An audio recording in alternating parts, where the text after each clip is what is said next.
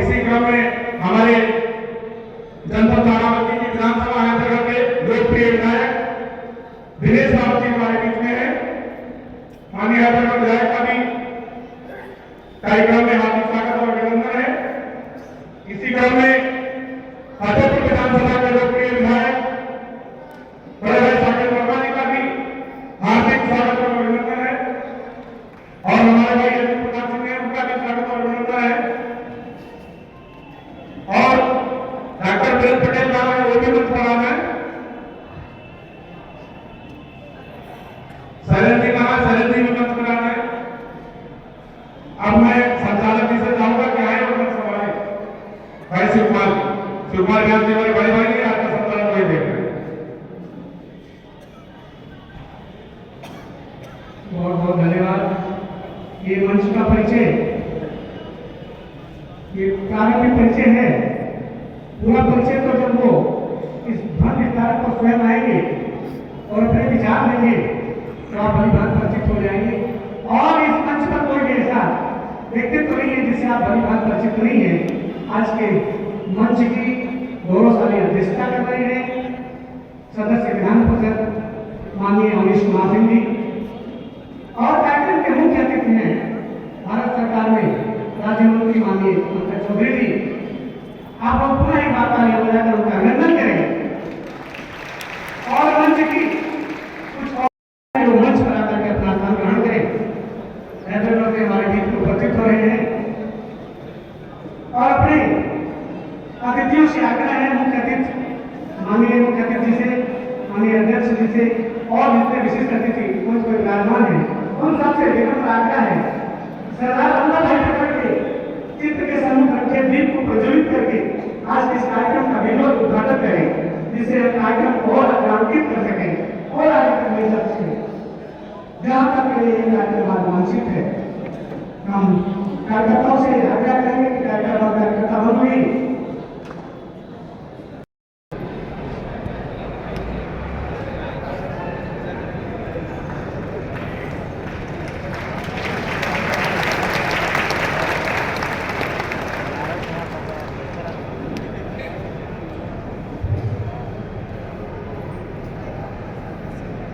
Hello बहुत सुंदर। अगर आप लोग अभिभूत हुए हो, आनंदित हुए हो तो दोनों हाथों को हमारी हवा में लहराइए, जोरदार तालियां बजाइए अपने अतिथियों के सम्मान में। भारत सरकार के माननीय मंत्री जो कार्यक्रम के गौरव हैं, कार्यक्रम के मुख्य अतिथि हैं, ऐसे आदरणीय पंकज चौधरी जी का बाराबंकी की ऐतिहासिक धरती पर हार्दिक स्वागत वंदन अभिनंदन करता हूं। मंच पर विराजमान कुर्सी से सम्मान्य विधायक आदरणीय साकेत वर्मा जी,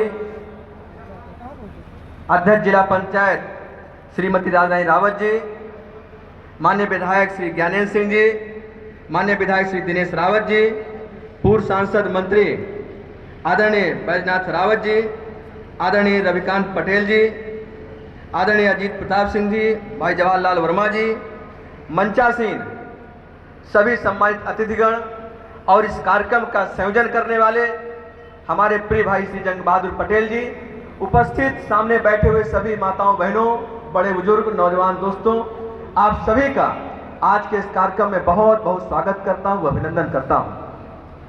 सर्वप्रथम मैं श्री जंग बहादुर पटेल जी को हृदय से बहुत बहुत बधाई देता हूं, आपका अभिनंदन करना चाहता हूं कि लगातार 21वें वर्ष आपने इस शानदार कार्यक्रम को आयोजित करने का काम किया है और सरदार पटेल जी के संदेश को पूरे प्रदेश में, पूरे जन जन तक पहुंचाने का जो आपने संकल्प लिया है, इस नाते मैं श्री जंग बहादुर पटेल जी का हृदय से बहुत बहुत बधाई देता हूं, उनको बस आभार ज्ञापित करना चाहता हूं। साथियों मित्रों, सरदार पटेल का जब हम लोग नाम सुनते हैं तो हम सब के मन में लौह पुरुष सरदार वल्लभ भाई पटेल, एक मन में जो हम लोग की बात आती है तो निश्चित तौर पर हम लोग के मन में आ जाता है कि इनका जो संकल्प इतना दृढ़ था, जो ठान लेते थे वो कर गुजरते थे। आज जो एक भारत श्रेष्ठ भारत का सपना जो आदरणीय सरदार पटेल जी ने देखा था, उस सपने को साकार करने का काम देश के प्रधानमंत्री आदरणीय नरेंद्र मोदी जी के नेतृत्व में हो रहा है। साथियों, जब हम स्वतंत्र हुए तो न जाने कितनी रियासतों में बटे हुए थे और ऐसे में उन रियासतों को इकट्ठा करना अपने आप में बड़ा मुश्किल काम था। चाहे जूनागढ़ की रियासत रही हो, चाहे हैदराबाद की रियासत रही हो, और रियासत वहां के निजाम वो कहते थे कि हम भारत में शामिल नहीं होंगे, लेकिन उन्होंने अपनी दृढ़ता के बल पर मजबूर करने का काम वहां के लोगों को साथ में लेकर करने का काम किया था और हैदराबाद और जूनागढ़ की रियासत को भारत में शामिल कराने का काम किया था। जो एक भारत श्रेष्ठ भारत का जो सपना है, आज हम सब देशवासी मिलकर जब आजादी का भी हमने भव्य अमृत महोत्सव बनाने का काम किया, जब हम अमृतकाल इस समय मनाने का काम कर रहे हैं, तो हम सबको आज के अवसर पर संकल्प लेना चाहिए जो सरदार पटेल जी के मन में था कि भारत दुनिया का सिरमौर बने, भारत एक महाशक्ति के रूप में स्थापित हो, भारत एक बार फिर विश्व गुरु के रूप में स्थापित हो। इस नाते आदरणीय सरदार पटेल जी के विचारों को हम जन जन तक पहुंचाने का काम करें और साथ ही इस बात को भी याद रखें, जो देश को तोड़ने वाली ताकतें हैं उनसे हमको सावधान रहने की आवश्यकता है। जो जात के नाम पर, पंथ के नाम पर, मत और मजहब के नाम पर देश की तोड़ने का साजिश का कुचक रख रहे हैं, उनसे हमको सावधान रहने की आवश्यकता है और हमको उनके संकल्प को आज हम यहां से दोहराते हुए इस संकल्प के साथ यहां पे जाएं कि जो अखंड भारत के निर्माता सरदार पटेल जी का जो सपना था कि हम एक भारत श्रेष्ठ भारत बनाएंगे, इसमें हम सबका जो दायित्व है वो अपने दायित्वों को बेहतर ढंग से निर्वहन करने का काम करेंगे। और जब आजादी का हम 1.25 साल मनाएं तो दुनिया का सिरमौर भारत हो, विश्व गुरु के रूप में स्थापित हो, इस संकल्प के साथ हम लोग यहाँ से जाएं। मैं आज के मंचासीन अपने माननीय मुख्य अतिथि आदरणीय पंकज चौधरी जी का, जिनका जीवन मैं अपने बचपन से देखता आया हूँ, सुनता आया हूँ, जिस प्रकार से आपने एक सामाजिक सरोकारों के साथ साथ सेवा का संकल्प लेकर आज आदरणीय मोदी जी की कैबिनेट में आप हैं, तो हम सब आपके विचारों को सुनने का काम करेंगे। पुनः आदरणीय जंग बहादुर पटेल जी और पूरे मंच का हृदय से बहुत बहुत आभार, आप सभी का बहुत बहुत अभिनंदन करते अपनी बात को समाप्त करता हूं। जय हिंद, जय भारत।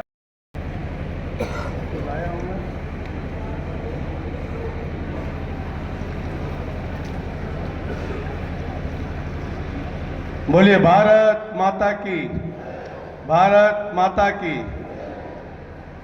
मंच पे विराजमान विधायक हमारे साकेंद्र वर्मा जी और उत्तर प्रदेश सरकार के राज्य मंत्री आदरणीय सतीश शर्मा जी, विधायक दिनेश रावत जी, जंग बहादुर पटेल जी। मैं जंग बहादुर पटेल जी को बहुत धन्यवाद देना चाहता हूं कि लगातार आप 21 वर्षों से पटेल जी की जयंती मना रहे हैं और निश्चित तौर से आपका लगन मैं देखता हूं कि दिल्ली बार बार आकर के समाज के सभी कार्यक्रमों के चिंतन करना और सबको एकजुट करने का जो ये माध्यम आपने बनाया है, उसके लिए मैं आपको बहुत बहुत बधाई, बहुत बहुत धन्यवाद देता हूं। आज मैं यहां अपनी तरफ से और आप सबकी ओर से लौह पुरुष वल्लभ भाई पटेल जी को श्रद्धांजलि अर्पित करता हूं।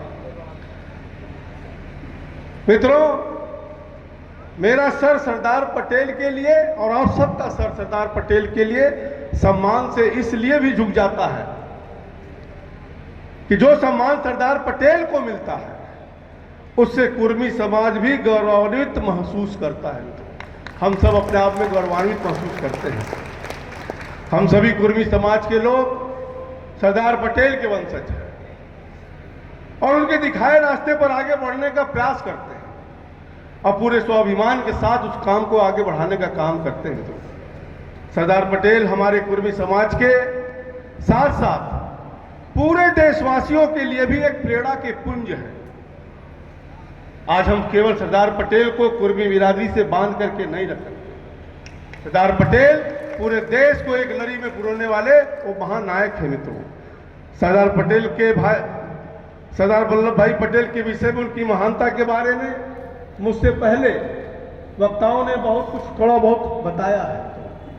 मैं आपको केवल 3-4 विषयों पे केवल बताना चाहता हूं कि सरदार पटेल के विचार और आदर्श को भारत को एक राष्ट्र के रूप में मजबूत करने के लिए भी महत्वपूर्ण है, और कैसे वर्तमान भारत सरकार सरदार पटेल के दिखाए रास्ते पर उनके सपनों को साकार कर रही है।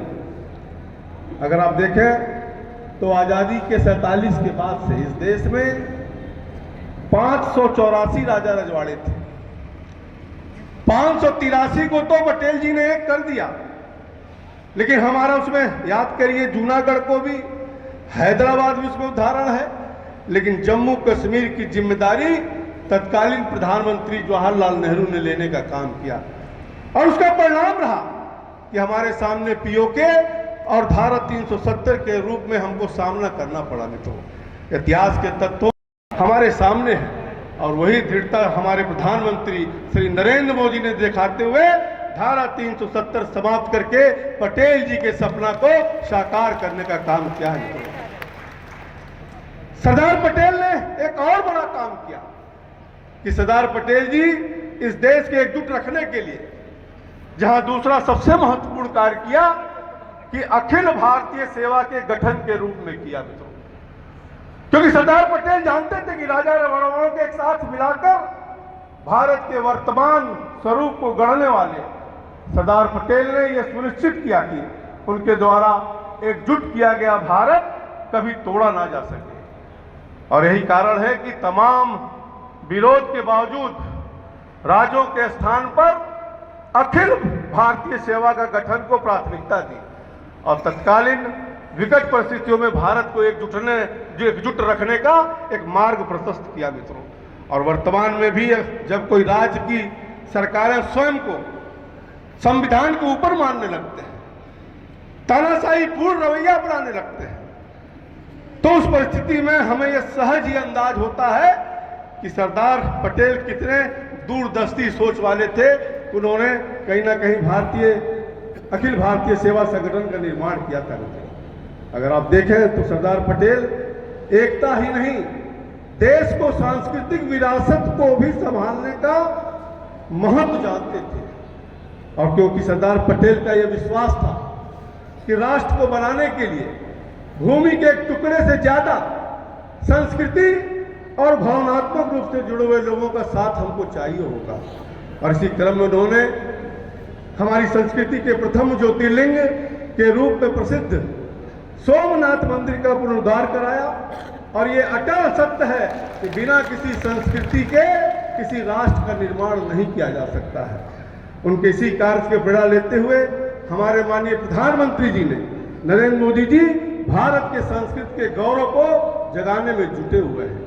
श्री राम जन्मभूमि की भूमि, जिसे कभी सरकारें कोर्ट में शपथ देकर के कहती थी कि ये कल्पना बता चुकी थी, उसे हमारे प्रधानमंत्री जी ने सच करके दिखाने का कार्य किया, और सरदार पटेल की सोच को आगे बढ़ाने का काम किया।